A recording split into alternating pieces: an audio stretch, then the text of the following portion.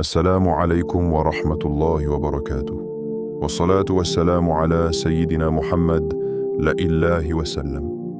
Il y a des moments dans la vie où l'on ne sait pas expliquer ce que l'on ressent. Rien n'a encore changé extérieurement. Et pourtant, au fond de toi, quelque chose bouge. Une sensation étrange.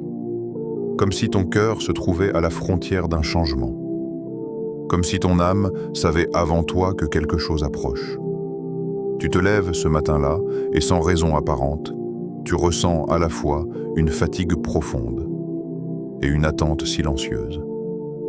Ce lundi 19 janvier 2026 commence ainsi.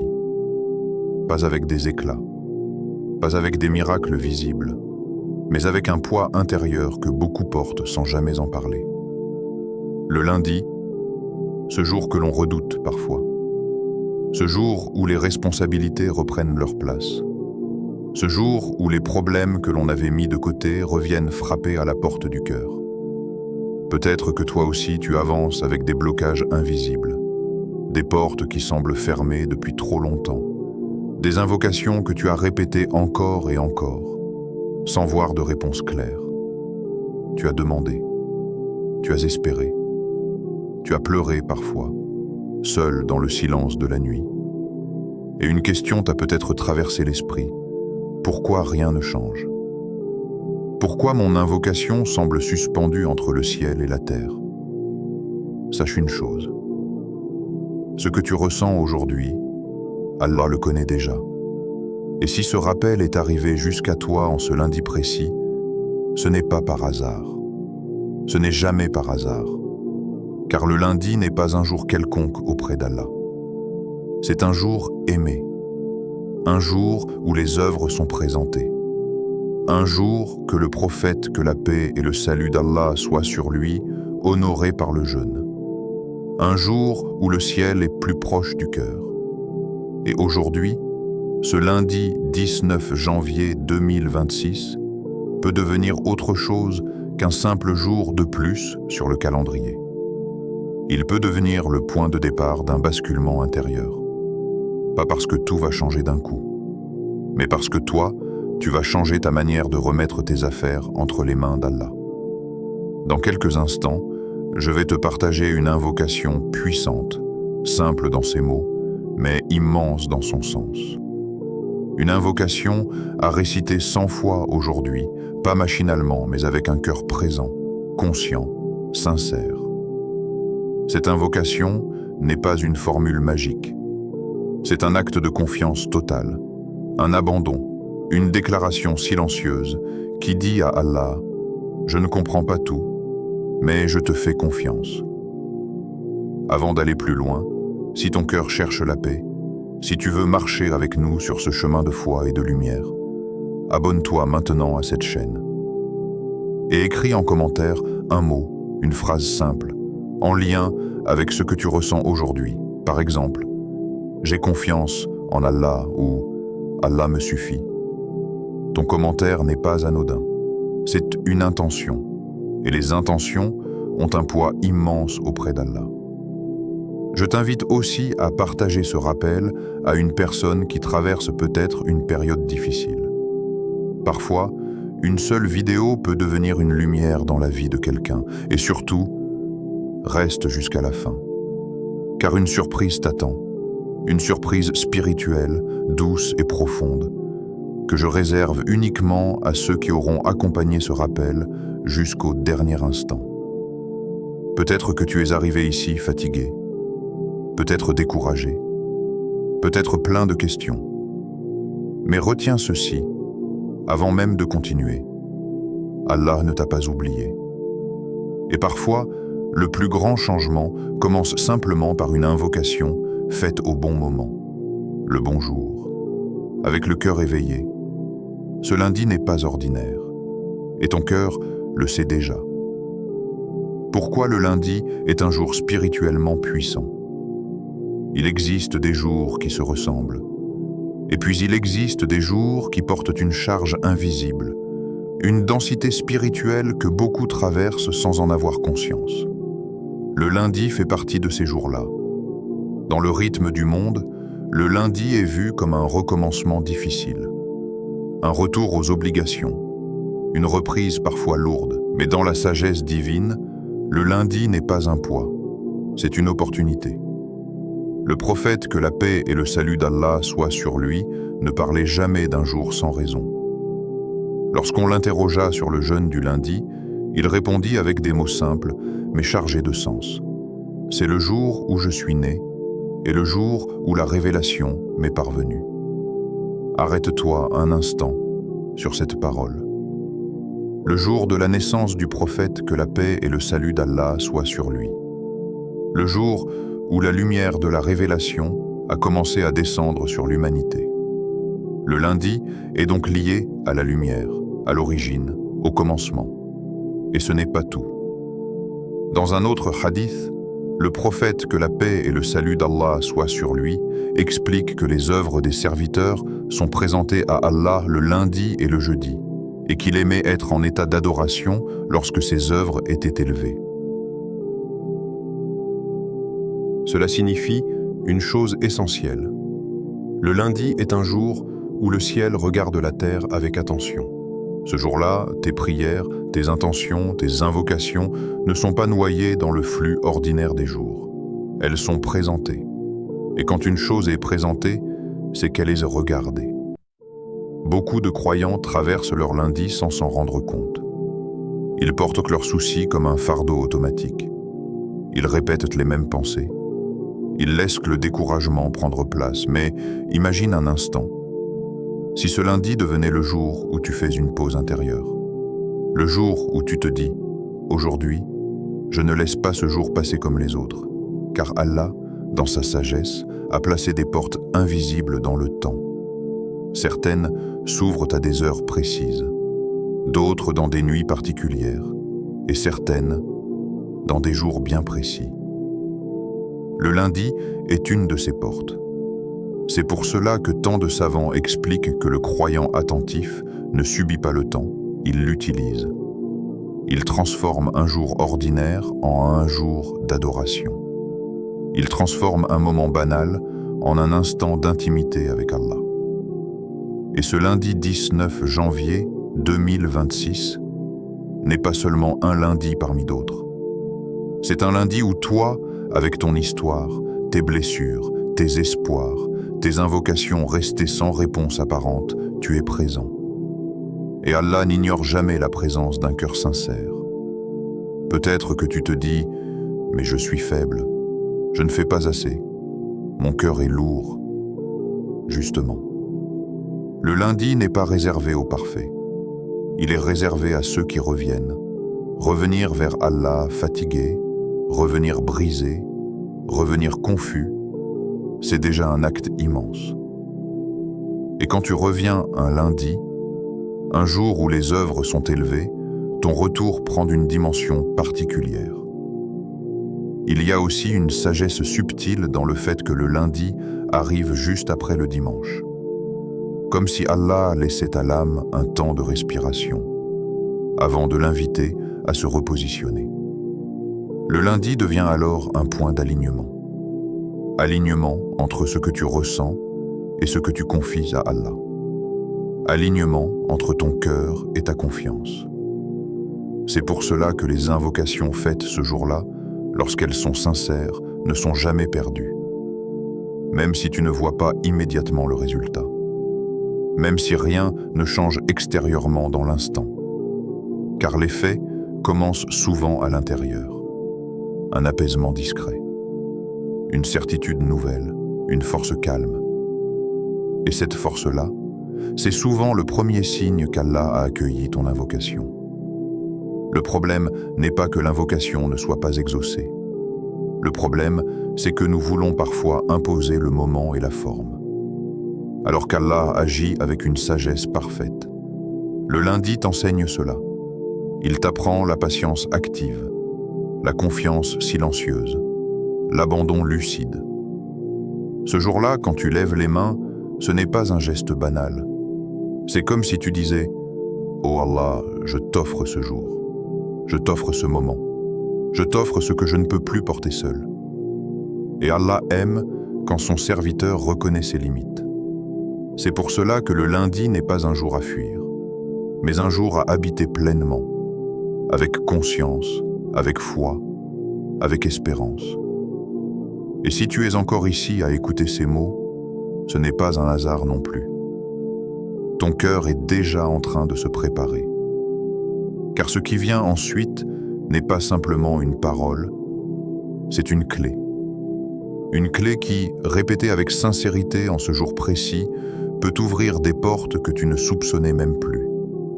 Mais pour cela, il faut que ton cœur soit prêt à comprendre ce que signifie réellement remettre son affaire entre les mains d'Allah. Quand les invocations semblent rester sans réponse, il y a une douleur dont on parle peu, parce qu'elle ne laisse pas de traces visibles, parce qu'elle se vit dans le silence du cœur. C'est la douleur de l'invocation répétée et de l'absence apparente de réponse. Tu as levé les mains, pas une fois, pas 2 fois, mais des dizaines, peut-être des centaines de fois. Tu as invoqué après la prière, dans la nuit, dans les larmes, dans l'espoir. Et pourtant, rien ne semble bouger. La situation est la même. Le problème est toujours là. La porte reste fermée. Et à force, une pensée commence à s'installer doucement, dangereusement. Est-ce qu'Allah m'écoute vraiment? Cette pensée ne fait pas de bruit. Elle ne crie pas. Elle chuchote. Elle s'insinue quand la fatigue est trop grande, quand l'attente devient lourde, quand le cœur est épuisé. Et beaucoup de croyants culpabilisent d'avoir cette pensée. Ils se disent « je ne devrais pas douter ». C'est mal de penser ça. Mais laisse-moi te dire quelque chose avec douceur. Avoir mal n'est pas douter d'Allah. Être fatigué, la différence, ce n'est pas l'absence de douleur. C'est ce que l'on fait de cette douleur. Car il y a une vérité essentielle que l'on oublie souvent. Une invocation n'est jamais ignorée. Jamais. Mais Allah ne répond pas toujours selon notre calendrier. Il ne répond pas toujours selon notre scénario. Et surtout, il ne répond jamais sans sagesse. Parfois, Allah retarde la réponse, non pas par refus, mais parce que ton cœur est encore en train de se façonner. Imagine un enfant qui demande quelque chose avec insistance. Le parent aimant ne dit pas toujours « oui » immédiatement. Pas par dureté, mais par protection. Allah est plus miséricordieux envers toi que quiconque. Alors pourquoi cette impression de silence? Parce que souvent, Allah est en train de travailler là où tu ne regardes pas. Tu regardes la porte fermée, Allah travaille sur la clé. Tu regardes le problème. Allah prépare la solution. Tu regardes le délai. Allah regarde l'éternité. Et dans cet espace d'attente, le cœur est mis à l'épreuve. C'est là que beaucoup abandonnent. Non pas parce qu'ils ne croient plus, mais parce qu'ils sont fatigués d'espérer. Ils continuent à prier, mais sans y croire vraiment. Ils invoquent, mais mécaniquement. Et c'est ici que l'invocation perd sa chaleur. Non pas parce qu'Allah n'écoute plus, mais parce que le cœur s'est refermé par protection. Car espérer, quand on a été déçu humainement, fait peur. Alors on invoque avec un frein intérieur. On demande, mais on se prépare déjà à ne pas recevoir.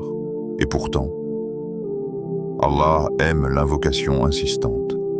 Allah aime que son serviteur revienne encore et encore, non pas parce qu'il n'a pas entendu la première fois, mais parce qu'il aime voir le cœur attaché à lui. Chaque invocation répétée est un acte d'adoration, même sans réponse visible. Chaque fois que tu dis « Oh Allah », tu affirmes quelque chose de fondamental. Tu reconnais que tu as besoin de lui. Et cette reconnaissance est immense. Parfois, Allah ne change pas la situation immédiatement, mais il change toi. Il te donne une patience que tu n'avais pas, une endurance nouvelle, une clarté intérieure. Et quand le cœur change, la situation finit toujours par suivre, d'une manière ou d'une autre. Il y a aussi une chose très subtile. Certaines invocations si elles étaient exaucées immédiatement, aurait été une épreuve plus grande encore. Allah voit ce que tu ne vois pas.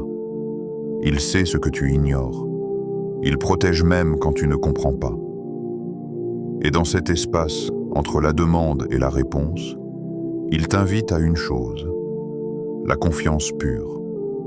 Pas une confiance conditionnelle, pas une confiance basée sur les résultats, mais une confiance enracinée dans la certitude qu'Allah est bon, même quand tu ne comprends pas. C'est pour cela que certains croyants disent « Je ne sais pas quand Allah répondra, mais je sais qu'il répondra de la meilleure manière ». Cette certitude-là ne vient pas d'un coup. Elle se construit. Elle se forge dans l'attente. Et ce lundi précis, ce lundi 19 janvier 2026, peut être un moment charnière. Non pas parce que tout va changer instantanément, mais parce que ta manière d'invoquer va changer. Tu ne vas plus invoquer pour forcer une porte. Tu vas invoquer pour remettre la clé à Allah. Tu ne vas plus invoquer avec anxiété. Tu vas invoquer avec abandon. Et quand l'invocation naît de l'abandon, elle ne ressemble plus à une supplication désespérée, mais à une conversation intime. Une conversation où tu dis, sans mots parfois, « Oh Allah, je te fais confiance, même maintenant ». Et cette posture du cœur est souvent le début des plus grands retournements que la vie puisse connaître. Car Allah n'a jamais laissé sans réponse un cœur qui s'en remet sincèrement à lui. L'invocation de ce lundi, des mots simples, un abandon total. Il existe des paroles que l'on prononce sans y penser. Et puis, il existe des paroles qui, lorsqu'elles sont dites avec présence, deviennent un refuge. L'invocation que je vais te partager n'est pas longue. Elle ne contient pas beaucoup de mots. Et pourtant, elle contient tout ce dont un cœur fatigué a besoin. Ce lundi 19 janvier 2026, je t'invite à t'arrêter un instant, à respirer, à poser ce que tu portes, puis à répéter calmement, lentement, 100 fois cette invocation. Hasbiya Allahu la ilaha illa huwa, alayhi tawakkaltu, wa huwa rabbul arshil azim. Ne te presse pas pour comprendre. Laisse d'abord les mots entrer. Hasbiya Allahu, Allah me suffit. Ce n'est pas une phrase légère, c'est une déclaration puissante. Dire Allah me suffit, ce n'est pas dire que tu n'as plus de problème. Ce n'est pas nier la douleur. Ce n'est pas faire semblant d'être fort. C'est dire il n'y a de divinité que lui. Ici, le cœur se recentre. Il se rappelle que personne d'autre ne détient le pouvoir réel. Ni une personne, ni une situation, ni une circonstance. Tout ce qui t'inquiète aujourd'hui est sous le contrôle d'Allah. Puis, alayhi tawakkaltu. En lui, je place ma confiance. Pas demain, pas quand tout ira mieux, maintenant. La confiance ici n'est pas théorique, elle est active. Elle signifie « je cesse de porter seul ce que je ne peux pas contrôler ». C'est de comme poser un fardeau trop lourd entre les mains de celui qui ne faiblit jamais. Enfin, « wa huwa rabbul arshil azim » et il est le Seigneur du trône immense. Ces mots élargissent le cœur. Ils lui rappellent l'immensité d'Allah, sa grandeur, sa souveraineté absolue, le trône immense, ce que l'esprit humain ne peut même pas concevoir. Et toi, avec ton souci, ton problème, ton attente, tu te tiens devant celui qui gouverne tout. Ressens-tu la différence? Cette invocation n'est pas une demande directe. Elle ne dit pas « Oh Allah, donne-moi ceci ». Elle dit « Oh Allah, je te fais confiance ». Et cette confiance-là est sourde et souvent plus puissante qu'une longue liste de demandes. Quand tu répètes cette invocation 100 fois, il se passe quelque chose de subtil. Au début, les pensées continuent de s'agiter. Le mental parle. Les inquiétudes reviennent, puis, peu à peu, le rythme ralentit. Le cœur se calme. Les mots cessent d'être simplement prononcés. Ils commencent à être habités. Chaque répétition est comme une vague qui efface doucement les traces de la peur. Tu réalises alors que tu n'es pas en train de supplier, tu es en train de t'abandonner. Et l'abandon n'est pas une faiblesse. C'est une forme élevée de foi. Beaucoup pensent que la force, c'est de tout contrôler. Mais la vraie force spirituelle, c'est de reconnaître ses limites et de les confier à Allah. Cette invocation est mentionnée dans le Coran, sur les lèvres des croyants confrontés à l'adversité. Elle a traversé les siècles, elle a soutenu des cœurs brisés, elle a accompagné des âmes dans l'épreuve. Et aujourd'hui, elle t'est offerte, en ce lundi précis, comme un pont entre ton cœur et la sérénité. Quand tu la répètes, ne cherche pas à ressentir quelque chose de spectaculaire. Ne cherche pas des frissons, cherche la sincérité. Même si la voix tremble, même si le cœur est lourd, même si l'espoir est fragile, Allah ne regarde pas la perfection de la récitation. Il regarde la vérité du cœur. Et parfois, une invocation dite avec des larmes retenues vaut plus que 1000 paroles prononcées distraitement. Il est aussi important de comprendre une chose. Répéter cette invocation 100 fois ne signifie pas qu'Allah a besoin d'être convaincu. C'est toi qui as besoin de cette répétition. Chaque fois que tu dis « Allah me suffit », tu détaches un peu ton cœur de ce qui l'oppresse. Chaque fois que tu dis « En lui je place ma confiance », tu rediriges ton regard vers ce qui est stable. Et quand le cœur change de point d'appui, la vie commence à se réorganiser autour de cette confiance. Ce lundi, quand tu réciteras cette invocation, ne regarde pas l'horloge. Ne compte pas les minutes. Entre dans ce temps comme on entre dans un refuge. Car parfois, le plus grand miracle n'est pas que la situation change immédiatement, mais que ton cœur retrouve la paix au milieu de l'attente. Et cette paix-là est souvent le signe discret qu'Allah a déjà commencé à agir. Pourquoi la répétition ouvre des portes invisibles? Il y a des gestes que l'on fait une seule fois. Et puis, il y a des gestes qui prennent leur force dans le fait d'être répétés. La répétition n'est pas une faiblesse. Dans la voie spirituelle, elle est une clé. Quand Allah nous invite à répéter un dhikr, une invocation, ce n'est jamais sans sagesse. Ce n'est pas parce qu'Allah n'a pas entendu la première fois. C'est parce que le cœur, lui, a besoin de temps. La première répétition était souvent distraite. L'esprit est encore ailleurs. Les pensées continuent de courir. La deuxième est hésitante. La troisième est mécanique. Mais puis, progressivement, quelque chose change. La répétition agit comme l'eau sur la pierre. Une goutte ne laisse aucune trace. 2 gouttes non plus. Mais avec le temps, la pierre se creuse. De la même manière, chaque répétition de l'invocation creuse un espace dans le cœur.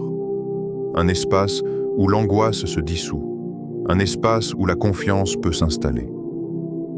C'est pour cela que le prophète, que la paix et le salut d'Allah soient sur lui, aimait les actes réguliers, même s'ils étaient modestes. Car la constance transforme ce qui semble petit en quelque chose de puissant. Répéter une invocation 100 fois, ce n'est pas chercher à atteindre un chiffre magique. C'est donner au cœur le temps de se réorienter. Au début, tu répètes avec ton corps, puis avec ta voix. C'est là que la répétition change de nature. Elle ne devient plus un acte extérieur, mais un mouvement intérieur. Chaque hasbi Allah est comme une couche de protection supplémentaire. Chaque tawakkaltu est un lâcher-prise plus profond.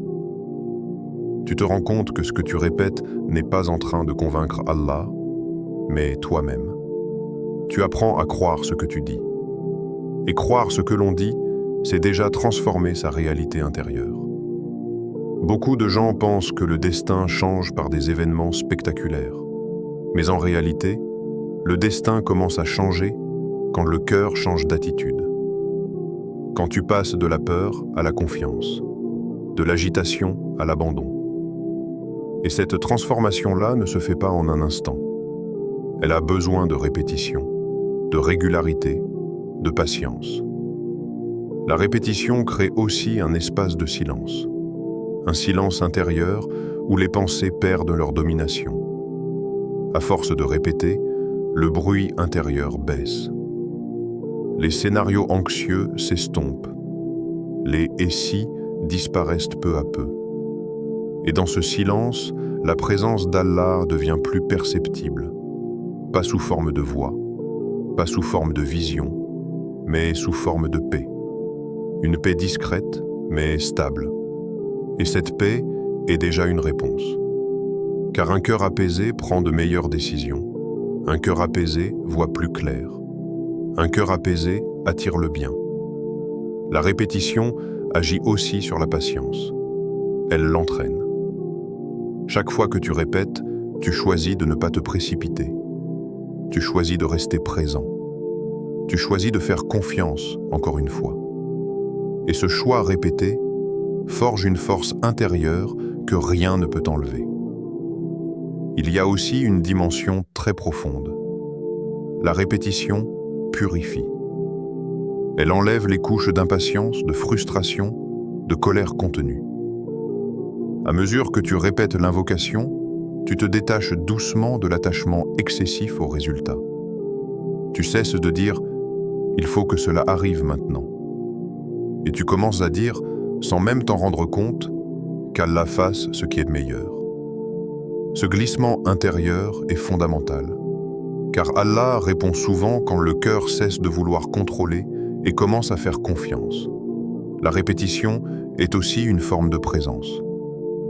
Dans un monde où tout va vite, répéter lentement une invocation est un acte de résistance spirituelle. Tu refuses la dispersion. Tu refuses l'agitation. Tu choisis la profondeur. Et ce choix n'est jamais sans effet. Certains changements ne sont pas visibles immédiatement. Ils se préparent, comme une graine sous la terre. Rien ne se voit en surface. Mais sous le sol, la vie travaille. La répétition est cette eau invisible qui nourrit la graine. Et même si tu termines ton invocation sans sensation spectaculaire, sans émotion intense, ne pense pas que rien ne s'est passé. Quelque chose s'est déplacé. Quelque chose s'est adouci. Quelque chose s'est aligné. Et parfois, les portes ne s'ouvrent pas brusquement. Elles s'entr'ouvrent, puis s'ouvrent davantage, au moment le plus juste. La répétition t'apprend à marcher avec Allah sans exiger de preuves immédiates. Elle t'apprend à faire confiance au processus divin. Et quand un serviteur apprend cela, il devient prêt à recevoir bien plus que ce qu'il demandait au départ. Car Allah donne souvent au-delà de l'invocation, mais jamais en dehors de la sagesse. Et ce travail intérieur, lent, discret, profond, commence toujours par une répétition sincère. L'état du cœur, là où tout commence vraiment. Il y a une chose que peu de gens disent clairement. Ce n'est pas la longueur de l'invocation qui fait sa force, ce n'est pas la beauté des mots, ce n'est même pas le nombre de répétitions. C'est l'état du cœur. Deux personnes peuvent prononcer exactement les mêmes paroles, au même moment, dans le même lieu. Et pourtant, leurs invocations ne se ressemblent pas, parce que leurs cœurs ne sont pas au même endroit. Parfois, le cœur est là, mais encombré. Il est rempli de pensées, de peurs, de scénarios, de tensions. On invoque, mais intérieurement, on débat encore. On demande, mais on s'inquiète déjà du résultat. Et ce tiraillement fatigue l'âme. Ce lundi, si tu veux que ton invocation soit vivante, il faut d'abord t'arrêter intérieurement. Pas longtemps, pas de manière compliquée, simplement t'arrêter. Fermer ce qui te distrait, éteindre ce qui fait du bruit. Même quelques minutes, puis regarder ton cœur, honnêtement. Sans jugement, sans masque. Regardez ce qui s'y est là. Peut-être de la tristesse, peut-être de la colère, peut-être de la lassitude, peut-être une peur que tu n'as jamais osé nommer. Ne fuis pas cet état. Ne cherche pas à le corriger avant d'invoquer. Présente-le à Allah tel qu'il est. Allah ne demande pas un cœur parfait, il demande un cœur vrai. Il y a une différence immense entre invoquer pour se débarrasser d'un état et invoquer à partir de cet état. Quand tu dis « Oh Allah, je suis fatigué », tu ne te plains pas.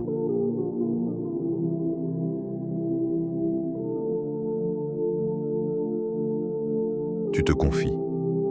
Et Allah aime la confidence sincère. L'état du cœur idéal n'est pas toujours la sérénité totale. C'est la présence. Être présent avec ce que tu ressens. Être là, vraiment. Quand tu commences l'invocation, ne cherche pas à aller vite. Ne cherche pas à bien faire. Respire. Laisse chaque mot se déposer. Quand tu dis « Hasbi Allah », ressens ce que cela veut dire pour toi, aujourd'hui, maintenant. Peut-être que tu n'y crois pas totalement encore. Ce n'est pas grave. Dis-le quand même. Même avec une foi fragile, la sincérité ne consiste pas à ressentir une certitude parfaite, mais à ne pas mentir à Allah sur ton état. Si ton cœur est hésitant, Allah le sait déjà. Si ton cœur est blessé, Allah le voit. Il n'attend pas que tu sois fort. Il attend que tu sois vrai. Il y a aussi quelque chose de très important. L'humilité intérieure. L'invocation devient lourde quand on pense inconsciemment mériter une réponse immédiate. Mais elle devient légère quand on se rappelle que tout est un don. Se rappeler que l'on est un serviteur, pas un client, pas un négociateur, un serviteur aimant qui parle à son Seigneur. Quand cette posture s'installe, le cœur s'adoucit, il cesse d'exiger, il commence à s'ouvrir. Un cœur ouvert est un cœur réceptif. C'est aussi pour cela qu'il est important de choisir le bon moment, pas forcément le plus long, mais le plus calme, peut-être après une prière, peut-être seul, peut-être dans le silence de la nuit, peut-être à l'aube. Ce moment où le monde ralentit et où le cœur est moins sollicité. Et si des pensées viennent, ne te bats pas contre elles. Observe-les. Puis reviens doucement à l'invocation. Chaque retour est déjà une victoire. Le cœur se muscle ainsi. Il apprend à revenir vers Allah encore et encore. Il y a aussi une chose subtile, l'espoir tranquille. Pas un espoir agité, pas un espoir impatient, un espoir posé. Dire intérieurement, je ne sais pas comment, je ne sais pas quand, mais je sais qu'Allah est bon. Cet espoir-là change la tonalité de l'invocation.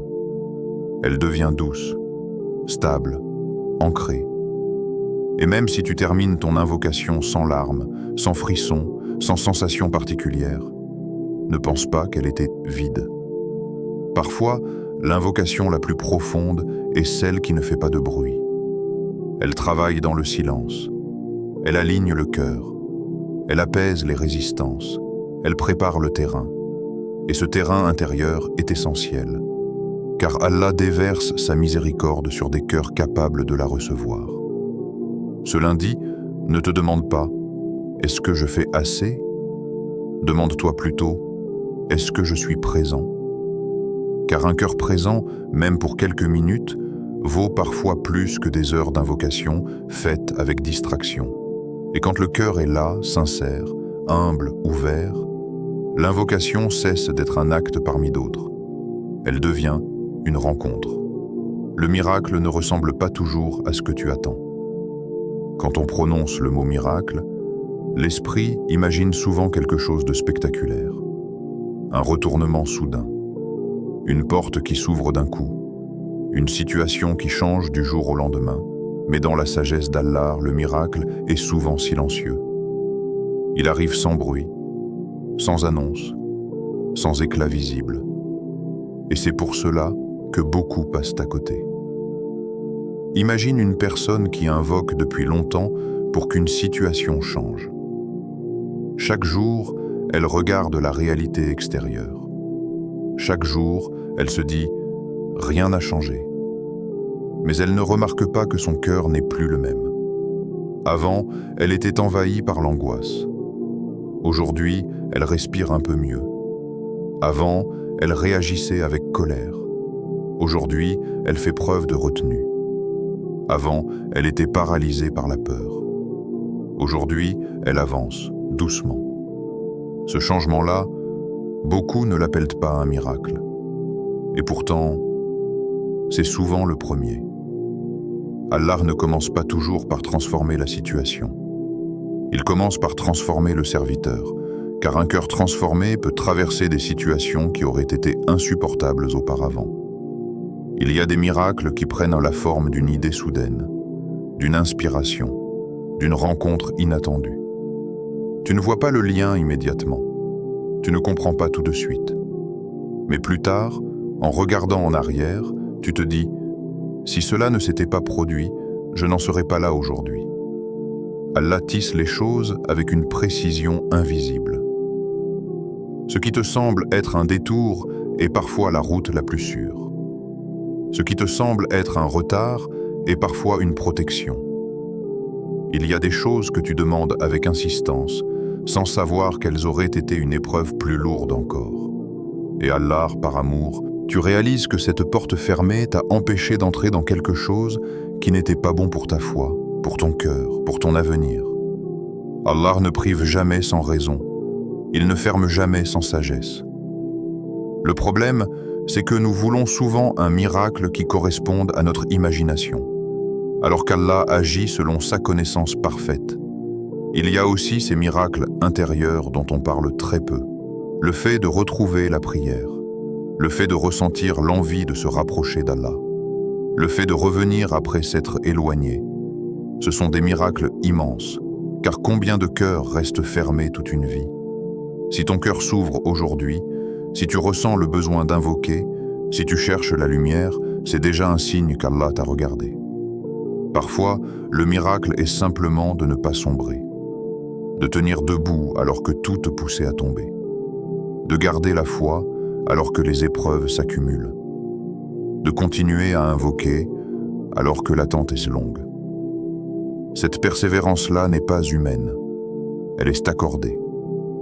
Allah soutient les cœurs qui s'accrochent à lui. Il y a des réponses qui viennent sous forme de paix, une paix qui n'a aucune explication logique. La situation est toujours là, mais elle ne t'écrase plus. Tu dors mieux, tu respires mieux, tu avances mieux.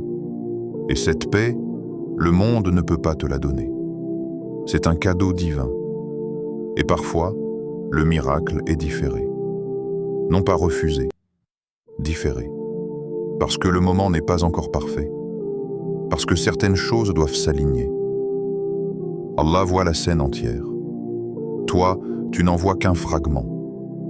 Alors il te fait attendre, non pas pour te faire souffrir, mais pour te préserver. Il y a des histoires que l'on ne comprend qu'après des années. Des invocations qui ont été exaucées d'une manière totalement différente de ce que l'on avait imaginé, mais qui se sont révélées bien meilleures. Cela dit, si tu invoques en t'attendant à un miracle précis, tu risques de passer à côté de ce qu'Allah te donne réellement.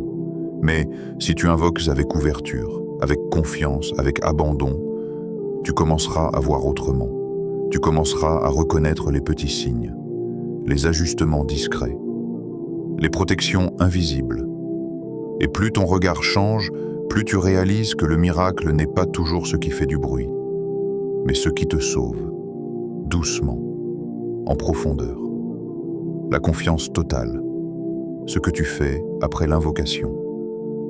Il y a un moment dont on parle rarement, un moment silencieux, un moment décisif.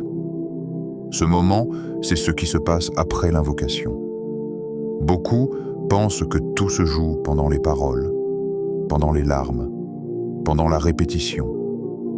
Mais en réalité, une grande partie de la confiance se révèle après, quand les mains se baissent, quand la voix se tait, quand le cœur reste seul avec ce qu'il a confié à Allah. C'est là que commence la vraie épreuve intérieure, car après l'invocation, deux chemins s'ouvrent. Le premier, reprendre immédiatement le contrôle, reprendre les inquiétudes, reprendre les scénarios, reprendre l'impatience. Le second, Laisser ce qui a été confié là où cela a été confié. Et ce second chemin demande un courage immense. Faire confiance après l'invocation, ce n'est pas s'endormir spirituellement. Ce n'est pas devenir passif. C'est changer de posture intérieure. C'est dire, sans parole, « Oh Allah, j'ai fait ce que je pouvais. Le reste t'appartient. » Ce choix-là n'est pas émotionnel. Il est volontaire. La confiance absolue ne signifie pas l'absence de pensée. Les pensées reviendront. Les doutes tenteront de s'infiltrer. Mais chaque fois qu'ils apparaissent, tu as une décision à prendre. Soit tu les nourris, soit tu les observes et tu les laisses passer. Dire « je fais confiance » ne se fait pas une fois. Cela se répète intérieurement. C'est un entraînement. Chaque fois que l'inquiétude revient, tu peux dire dans ton cœur « je t'ai déjà confié cela ». Et tu reviens à l'instant présent. Cette attitude transforme la relation avec Allah. Tu ne le vois plus comme quelqu'un qui doit répondre immédiatement pour te rassurer. Tu le vois comme celui qui sait, qui gère, qui protège. La confiance absolue t'enlève le besoin de surveiller. Surveiller les signes, surveiller les délais, surveiller les résultats.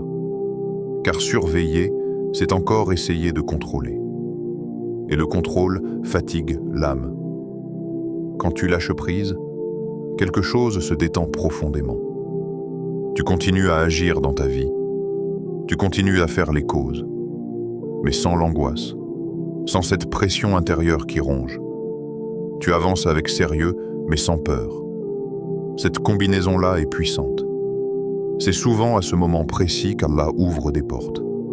Non pas parce que tu as insisté davantage, mais parce que tu as cessé de t'accrocher. Il y a une sagesse profonde ici. Allah aime quand son serviteur fait les causes, puis se repose sur lui. Ni abandon total des responsabilités, ni obsession du résultat. Un équilibre. La confiance absolue te libère aussi d'une autre chose, la comparaison. Tu cesses de regarder ce que les autres reçoivent. Quand, comment. Tu comprends que ton chemin est unique. Ce qui est bon pour toi ne ressemble pas forcément à ce qui est bon pour un autre. Et cette compréhension apaise. Elle enlève l'envie. Elle enlève la frustration. Elle installe une paix mature. Faire confiance après l'invocation, c'est aussi accepter que la réponse puisse prendre une forme inattendue. Tu ne restes pas figé sur une seule issue. Tu deviens ouvert. Ouvert à ce qu'Allah choisit. Ouvert à ce qu'il sait meilleur. Cette ouverture-là rend le cœur léger. Il n'est plus tendu vers une seule direction. Il est disponible, et un cœur disponible reçoit plus facilement. La confiance absolue te transforme aussi dans tes paroles. Tu te surprends à dire moins, et si, et plus, Inch'Allah. Pas comme une formule, comme une conviction. Tu vis davantage dans l'instant présent. Tu goûtes ce qui est là. Tu remercies pour ce qui existe déjà. Car la gratitude renforce la confiance. Plus tu remercies, plus ton cœur s'ouvre. Plus ton cœur s'ouvre, plus il devient réceptif à la miséricorde. Et parfois, sans t'en rendre compte, la situation que tu attendais de voir changer commence à bouger. Pas brusquement, mais sûrement. Et même si elle ne change pas encore, toi, tu es déjà différent. Tu es plus stable, plus calme, plus solide. Et cette solidité intérieure est une forme de réponse. Car Allah n'abandonne jamais un cœur qui s'en remet sincèrement à lui. Jamais. La confiance absolue ne te promet pas une vie sans épreuve. Elle te promet de ne jamais être seul face à elle. Et ce lundi, si tu as invoqué, si tu as confié, si tu as lâché prise, alors tu peux avancer. Non pas dans la certitude de ce qui va arriver, mais dans la certitude que quoi qu'il arrive, Allah est avec toi. Et cette certitude-là change tout. Avant de terminer, prenons un moment pour remettre tout entre les mains d'Allah. Ferme les yeux un instant et laisse ton cœur parler. Répète avec moi, sincèrement, lentement et avec présence. Ô Allah, toi qui entends tout, toi qui sais tout, toi qui vois ce que nous ne voyons pas, accepte notre invocation, purifie notre cœur, accorde-nous ta miséricorde et fais que ce lundi soit un tournant pour nous. Ô Allah, fais que notre confiance en toi soit ferme, nos intentions pures et nos actions agréées. Ô toi, le meilleur protecteur, le meilleur soutien, prends soin de nous et de nos affaires. Ouvre pour nous ce que nous croyons impossible et accorde-nous ce qui est meilleur pour notre foi, notre cœur et notre vie. Ô Allah, guide-nous, protège-nous, rapproche-nous de toi et fais que chaque moment de notre vie soit un moyen de t'adorer sincèrement. Répète cette invocation autant de fois que tu le peux aujourd'hui, 100 fois si possible, en restant présent, sincère et confiant. Souviens-toi, l'invocation n'est jamais perdue. Elle agit déjà sur ton cœur et ton destin, même si tu ne vois pas encore la réponse. Ce lundi peut changer ta vie. Aujourd'hui, nous avons exploré la puissance de ce lundi